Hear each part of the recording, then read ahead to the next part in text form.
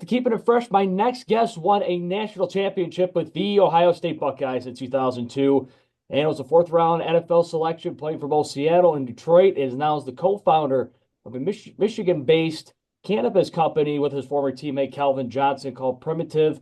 It's the Lions legend, Mr. Rob Sims. Rob, thank you so much for joining. This is awesome. Well, Rob, welcome and thank you again for being here today. First off, take me through your time at Ohio State, winning a national championship in 2002. Man, it was an awesome experience being able to go to the Ohio State University. I'm originally an Ohio kid. I'm from Cleveland. My dad was actually a Cleveland Brown, and when Jim Tressel got the job, I think, like he is now, he was one of the most important men in Ohio. Now he's just taking the position of Lieutenant Governor of Ohio, but he could really do no wrong. He made it a point to say he was going to get the very best players from Ohio. So if you were from Ohio, you wanted to be on that list. They were my 33rd offer from other schools, and they were my last offer. And I think a week later, I got it. After I got the offer, I said, I'm coming. And then very, very early on, as a true freshman, actually got to start in a number of games, including the national championship game. And, obviously one of the highlights of my life, being able to do that. So I saw success very, early and continued that career. Became a captain in my last year. It started 40 games, which once again, that's one of the things us offensive linemen. That's all we really the stats we have, right? How many games were you of service? So played 40, played a lot in college, and left a legacy there. So really excited about my time there. Yeah, and a legacy that is still obviously that is still enriched and still it's very, very cultured program. I know the folks up here in Michigan are not too fond of that program with Ohio State, but you have to I give credit where credit's due, especially with not only the championship 2002, but 2014 and obviously this most recent one in 2025. So as an alum, you must be very, very proud of that. Yeah, I mean, obviously, I'm living in Michigan, and I take a lot of grief over at least the past few years of Michigan beating us, and you know what I mean. I have a lot of friends here now that I have to deal with, but yeah, obviously, playing in the big game, in the Michigan game, is second to none. Me and Braylon Edwards are really good friends. We see each other golfing in the summers all the time, and I remember Braylon used to be the boogeyman. I mean, everybody afraid to go play him, and but it's cool to have a relationship. A lot of the players have a lot of respect for each other because they know what goes into playing that game, and the fact that we won a national championship is a consolation prize for me. Obviously, I want to be able to beat Michigan first and foremost, but I'll take the national championship this year and hope for the best next. Absolutely. You were selected in the fourth round of the 2006 draft by the Seattle Seahawks. Take me through your draft day and your reaction getting the call. Man, my draft day was crazy, right? My for one, my dad played in the league, so we had experience with that. I was thinking I was going to get taken a lot higher, so I actually had a party at my parents' house. I did not get taken the first day, and I was absolutely devastated because I felt like I had let my family down. And then next morning, I ended up going to church with my family. I got the call like at the very end of service, so it was the agony of sitting through service and not looking at a TV, not seeing myself pick was probably the best thing for me. And after I got that call, I remember, the Seattle Seahawks calling, asked me, was I in jail? Did I have my fingers and toes? And I said yes, no to the first one, yes to everything else. And they said, well, we're going to draft you here at pick 128. And that was the start of my NFL career. Wow. And so take me through getting to Seattle and because Seattle was in the middle of a transition period. You were going over to protect quarterback Matt Hasselbeck, who is Yeah. an NFL legend. So take me through the first time you're walking into Seattle's locker room and meeting all the guys for the first time. It was a great and crazy time. And a lot of people don't know my dad passed like a month after I was drafted. He passed away, and obviously that was a he was a big driving force for me, obviously. So I came into the league a little, stumbling a little bit, dealing with that. But the guys were great. Matt Hasselback, who is still a good friend, still a guy I talk to once in a while. Just a great quarterback, even better person. Walter Jones, who I regard as probably one of the best offensive linemen, at least I've ever seen in my eyes.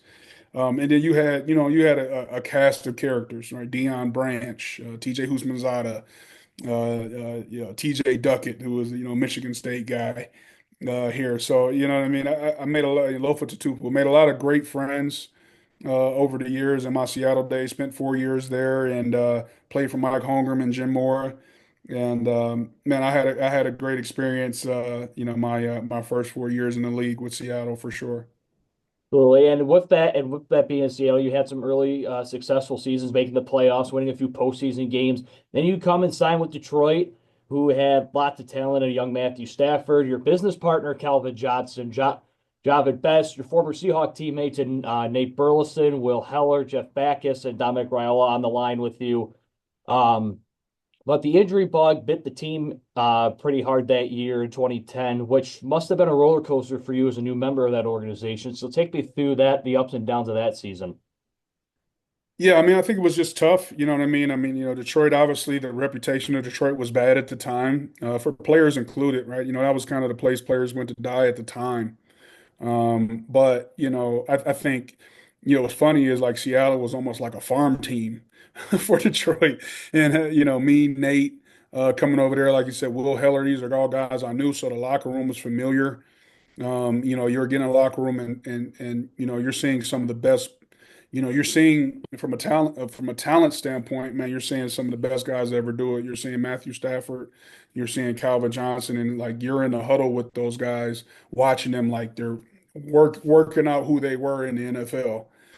So that was pretty much it was pretty amazing to come here at that time when they were both just kind of getting into their prime or really turning the corner as being professionals, and being an opportunity to like to really be a part of that and to have a place to block for Matthew and all that. So yeah, injury bug definitely hit us the first year. I felt like there were always things that we were almost there. The talent was there, but we would just Javid getting hurt us really bad, and him having to go out because I think with him, Matthew, and Calvin on the field together, I think they're undefeated. So I just think we really had some unbelievable talent. We had a grimy, take no mess type of offensive line, which that was fun to be a part of and try to go out there and beat people up. And we had fun doing it. And I mean, it's unfortunate. Obviously we did make the playoffs, which was great. But there's some times there where I felt like we were really, really close and just didn't get the call or got hurt, just like this team this year did. Yeah, absolutely. Yeah, like this year's Detroit Lions team definitely got and they proved it until as far as they could until the divisional playoff when they met Washington. Obviously, they lost at home, but like you say, going back to the 2010 team, yeah, with the speed and the quickness that Javid had, obviously how a healthy Matthew Stafford can be, and the rest of that team. I really believe that those Lions teams could have proved, they would have been some of the best Lions teams around, comparing to this year and last year's teams.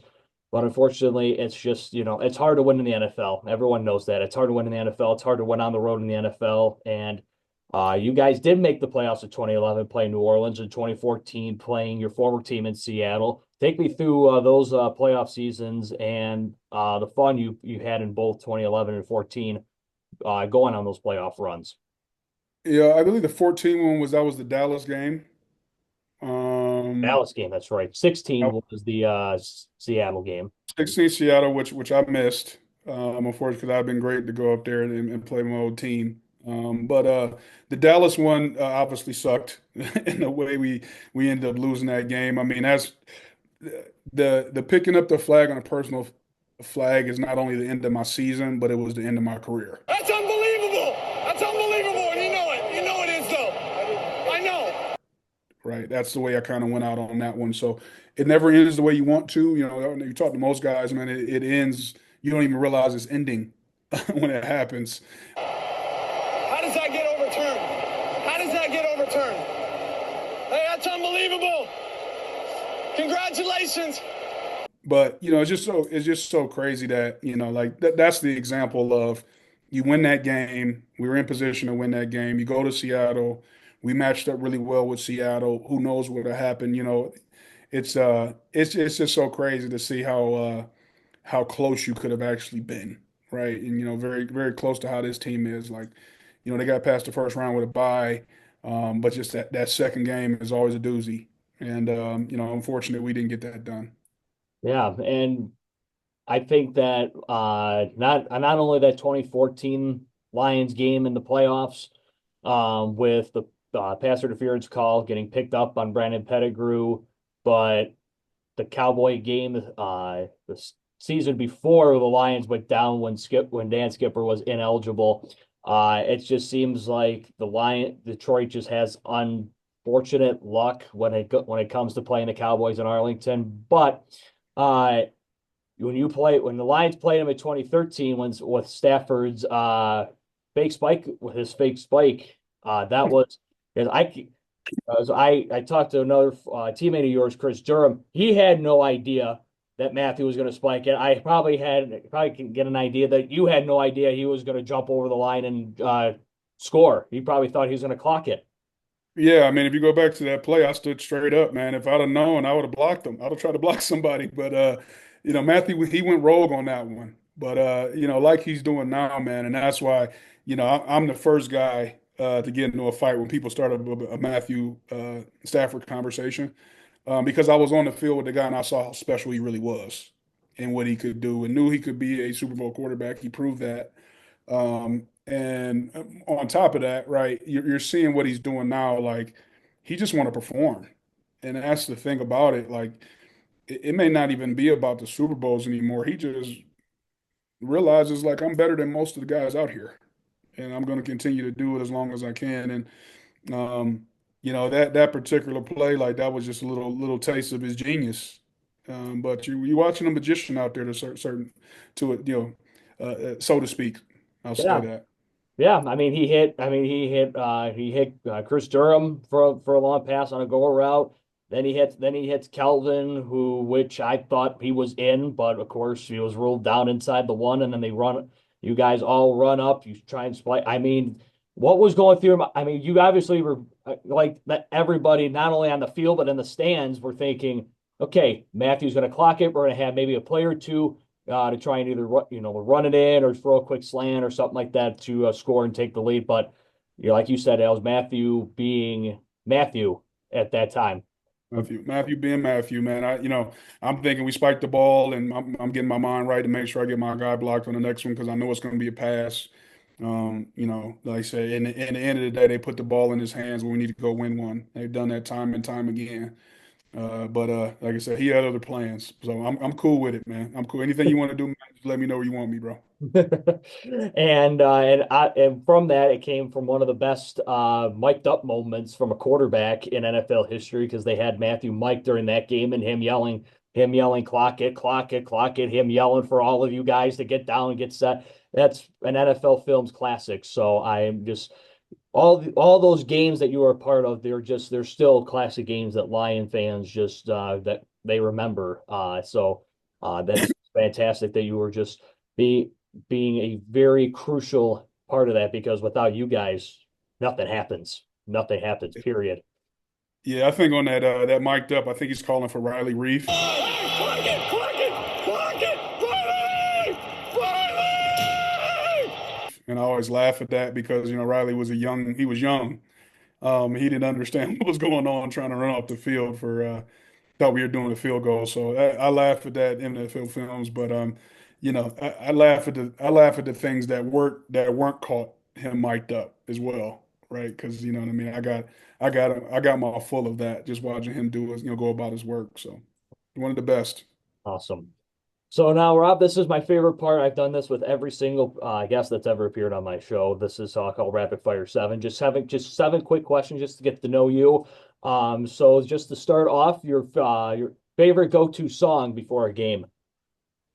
Ooh, go-to song. I mean, back then it probably been something Drake. I believe it was probably "You Can Thank Me Now," off one of his first albums. Like, I don't know, feeling arrogant or trying to put myself up, thinking like I'm about to go out here and kill these guys. So you guys should thank me for this work I'm about to put out here. So Your give me that favorite one. your favorite Ohio State tradition. Carmen, Ohio, singing Carmen, Ohio. At the end of the game, I was song leader for a little while there. That's I think, always there's new coaches that come in and out and have their own traditions that they're putting on the program.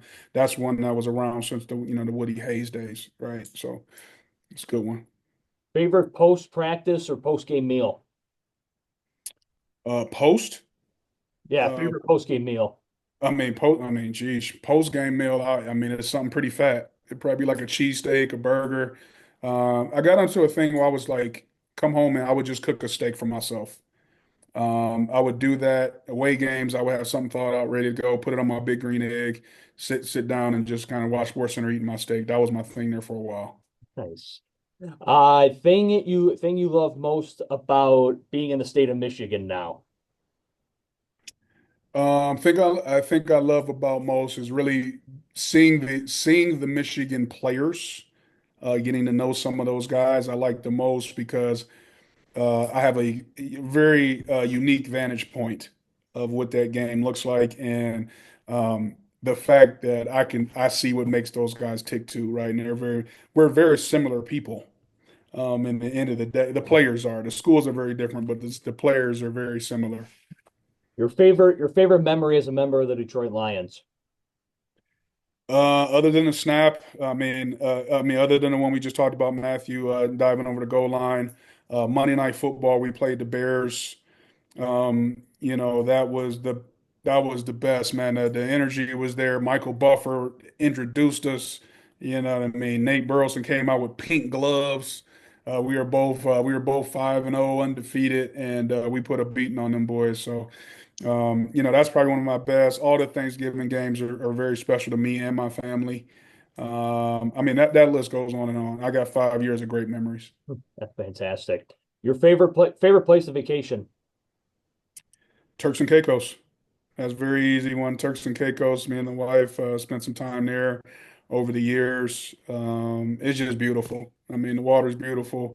You can stay in it all day, and we stay at some pretty cool spots there. And finally, for this segment, Rob, favorite part about working with Primitiv Group. Favorite part is that we're running that company as we would a football team.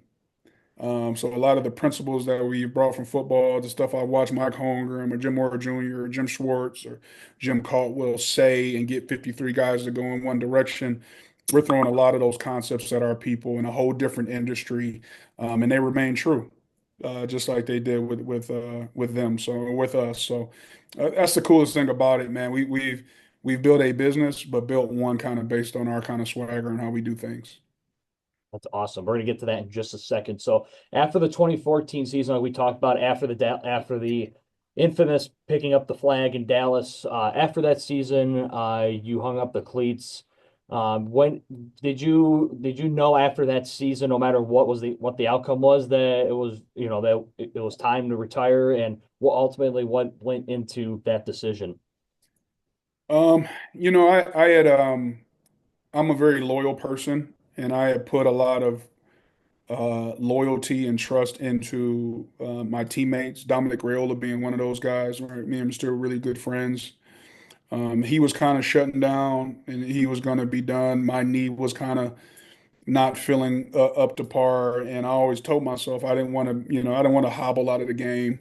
I have three young kids, and I wanted to go about things a little different, and I had a thirst to be an entrepreneur. I thought, with all those things considered, where the team was and going to have to rebuild pretty much after that, it was just time. It was time, and like you said, we were all businessmen at one point, right? It needed to be a certain dollar amount for me to keep going and putting my body through it, and quite frankly, I just didn't get it, and that's hey, it was just time to move on, and that's okay. And you definitely left your impact on the game. You've definitely left your impact on both franchises that you played for and your alma mater at Ohio State. And you're still leaving an impact on the Lions organization now. You're still very involved, still going to training camps, meeting with fans, being very involved. But now you and your former teammate right behind me, Calvin Johnson, have been very busy since you both retired from the game and co-founded Primitiv Cannabis. First off, tell me about how did you and Calvin come up with the business idea and the name for the company? When I first got out the league, or actually when I was in the league, I kind of fell in love with real estate, and what it could do. Cannabis real estate kind of exploded here in Michigan, with the new legislation that was coming on, and we focused on getting some of those places and those spots, as being in our portfolio. So I've been working along with Calvin. I've been working with some other teammates, Golden Tate and Terry Whitehead, guys like that. And so I was working on some of that stuff.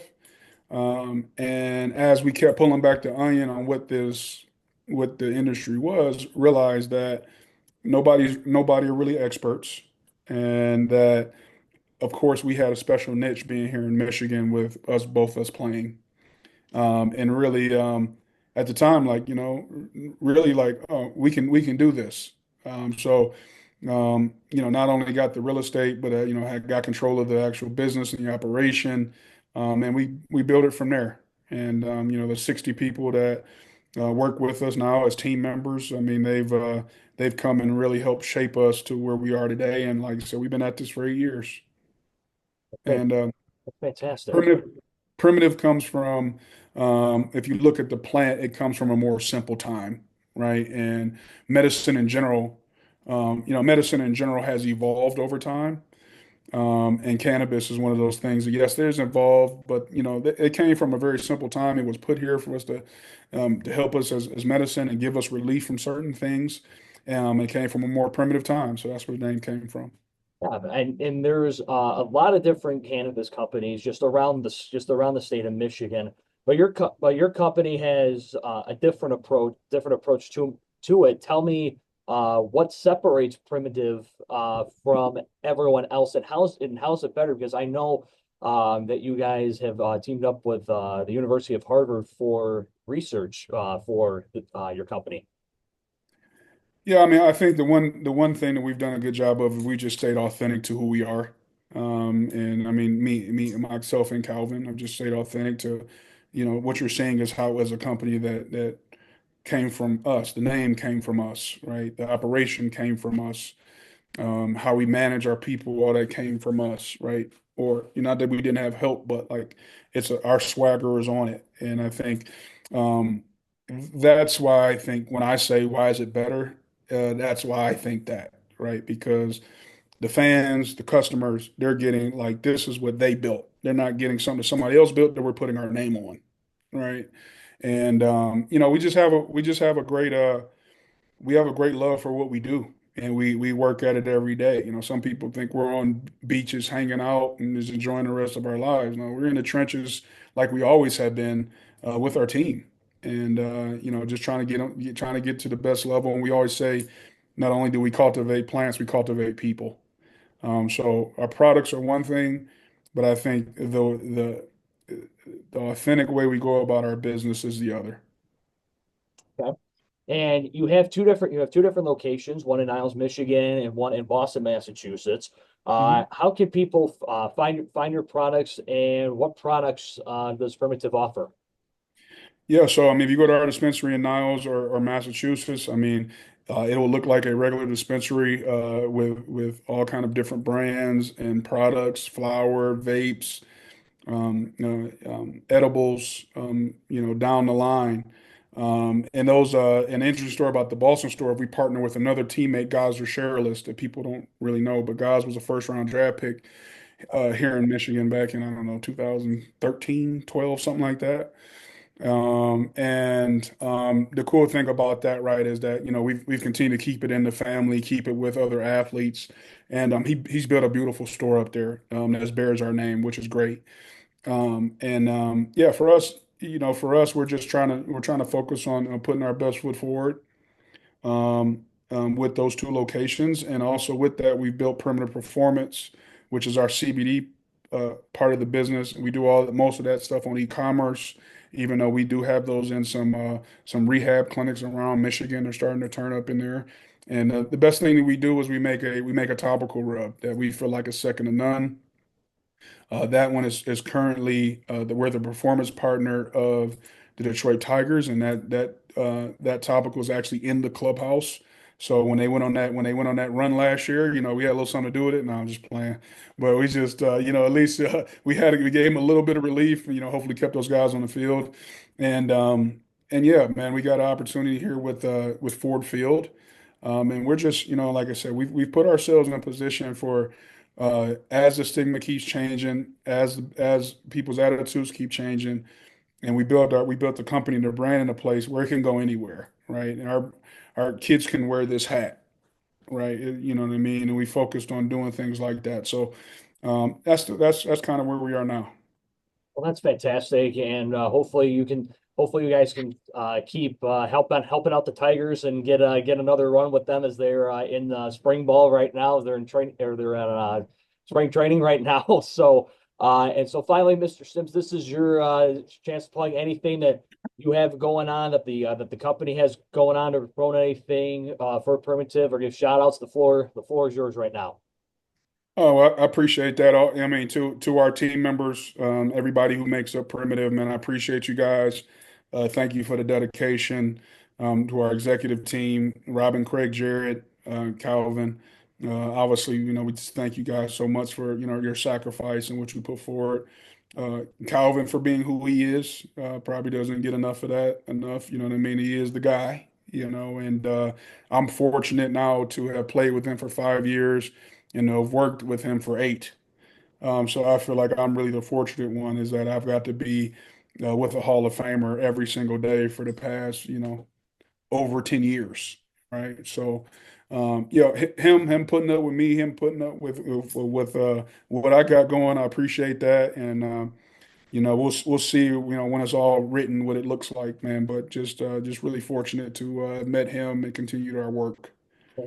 Absolutely. And you both having you on here today, Rob, and having fortunate enough to meet Calvin at events, in the past for me, you two are both fantastic guys, true gentlemen, all the way. And hopefully one of these days that we have, we got half the Lions team with you on. Maybe one day Calvin can hop on and he can continue to talk about Primitiv and stuff like that. So, and you can check out Rob and Calvin's company, Primitiv, online at primitivegroup.com and on Instagram at primitiv_group.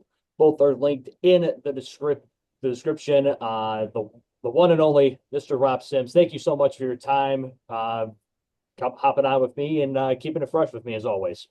Hey, appreciate you. Thank you. Thank you. Wow, what a great story. Just hearing Rob's tale from going from winning a national championship at Ohio State, getting drafted by Seattle in the 4th round, winning a few playoff games, coming to Detroit, going to the playoffs a couple times there, playing with guys like Kelvin Johnson and blocking for Matthew Stafford, and having teammates on the line like Dominic Raiola, Riley Reef, Jeff Backus, those kind of guys. And then also co-founding the group Primitiv with Kelvin, and continuing to provide relief and support through cannabis. And again, you can click on the link in the description below. Check out their website, check out their Instagram as well, to see their wide variety of products, including edibles, vapes, you name it. Primitiv has got it. So if you get a chance to check that out, that would be fantastic. So that'll do it for this installment of Keeping It Fresh. Make sure you follow me on Facebook at Aaron Gemmel, Instagram Aaron Gemmel, the show Keeping It Fresh with Aaron Gemmel on Instagram, TikTok, and make sure you subscribe to the channel as well. Be sure to check out my other interviews with former Lions running back Zach Zenner, former Lions wide receiver Chris Durham, and many more. So until we meet in the next one, as always, keep it fresh.